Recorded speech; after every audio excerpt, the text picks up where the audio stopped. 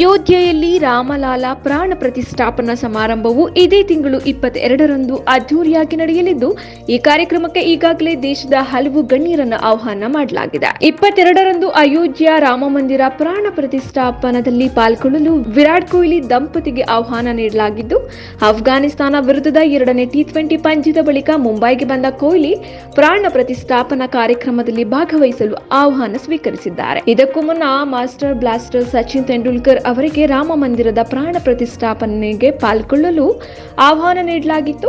ಅದರಂತೆ ಕ್ರಿಕೆಟ್ ದೇವರು ಈ ಶುಭ ಸಮಾರಂಭದಲ್ಲಿ ಪಾಲ್ಗೊಳ್ಳಲು ನಿರೀಕ್ಷೆ ಇದೆ. ಹಾಗೆಯೇ ಟೀಂ ಇಂಡಿಯಾದ ಮಾಜಿ ನಾಯಕ ಮಹೇಂದ್ರ ಸಿಂಗ್ ಧೋನಿಗೂ ಈಗಾಗಲೇ ಆಹ್ವಾನ ನೀಡಲಾಗಿದ್ದು, ರಾಷ್ಟ್ರೀಯ ಸ್ವಯಂ ಸೇವಕ ಸಂಘದ ಸಹ ಪ್ರಾಂತೀಯ ಕಾರ್ಯದರ್ಶಿ ಧನಂಜಯ್ ಸಿಂಗ್ ಅವರು ಧೋನಿಗೆ ಆಹ್ವಾನ ಪತ್ರಿಕೆ ಹಸ್ತಾಂತರಿಸಿದ್ದು, ಈ ವೇಳೆ ಬಿಜೆಪಿಯ ರಾಜ್ಯ ಸಂಘಟನೆಯ ಪ್ರಧಾನ ಕಾರ್ಯದರ್ಶಿ ಕರ್ಮವೀರ್ ಸಿಂಗ್ ಕೂಡ ಈ ವೇಳೆ ಹಾಜರಿದ್ದರು. ಅಯೋಧ್ಯೆಯಲ್ಲಿ ರಾಮಲಾಲಾ ಪ್ರಾಣ ಪ್ರತಿಷ್ಠಾಪನೆ ಸಮಾರಂಭವು ಇದೇ ತಿಂಗಳು 22ರಂದು ಅದ್ದೂರಿಯಾಗಿ ನಡೆಯಲಿದೆ. ಈ ಕಾರ್ಯಕ್ರಮಕ್ಕೆ ಈಗಾಗಲೇ ದೇಶದ ಹಲವು ಗಣ್ಯರನ್ನು ಆಹ್ವಾನ ಮಾಡಲಾಗಿದೆ.